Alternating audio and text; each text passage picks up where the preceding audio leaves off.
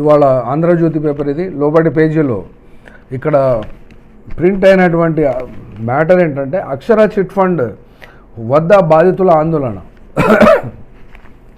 తెలంగాణ రాష్ట్రంలో ఈ చిట్ ఫండ్ల ఆగడాలు, ఆ చిట్ ఫండ్ కంపెనీ యజమానులు ఫరారీలో ఉండి బౌన్సర్లను పెట్టుకొని వాళ్ళు ఎవ్వరికీ అందుబాటులో లేకుండా తిరుగుతూ ఆ యొక్క డబ్బులను ఎగగొడితే ఆ యొక్క చిట్ ఫండ్ కంపెనీలో జమ చేసినటువంటి చిట్టి వేసినటువంటి వాళ్ళు కానీ, ఆ యొక్క డిపాజిట్లు జమ చేసినటువంటి వాళ్ళు కానీ వచ్చి కార్యాలయం దగ్గర ఆందోళన చేస్తుంటే సుబేదారి పోలీసులు వచ్చి జోక్యం చేసుకొని అక్కడ ఆ ఆఫీసును సెక్యూరిటీగా ఉండగలిగారే తప్ప అక్కడ వాళ్ళ చేతిలో కూడా ఏమీ ఉండడానికి వీలు లేదు.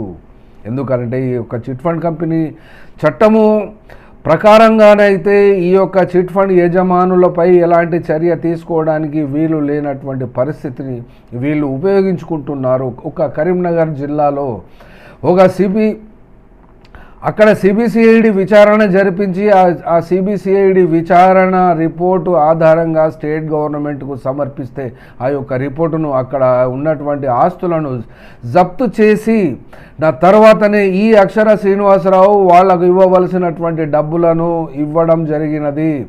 అనగా ఈ యొక్క యాక్షన్ సీరియస్గా లేనంత వరకు వీళ్ళు బౌన్సర్లను పెట్టుకొని తిరుగుతూనే ఉంటారు. 50 లక్షల కారు, కోటి రూపాయల కారులో తిరుగుతుంటారు.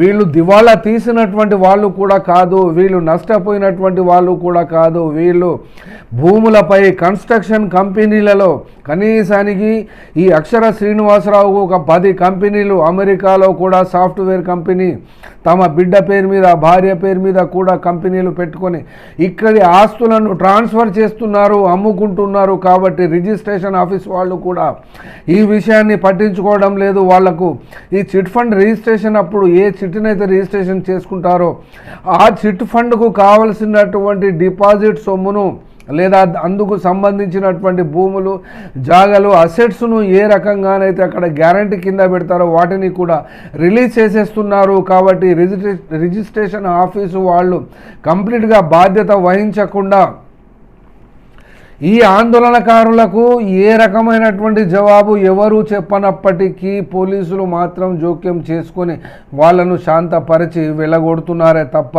ఆ యొక్క అక్షర శ్రీనివాసరావును పిలిచి అతన్ని కూర్చుండబెట్టి వీళ్ళతో మాట్లాడించి ఎవరికి ఎన్ని డబ్బులు ఇవ్వాలో ఆ డబ్బులకు గాను కాయిదాలు ఇవ్వడమా, భూమి అమ్మి ఇవ్వడమా అనేది తేల్చకుండా వదిలేస్తున్నారు.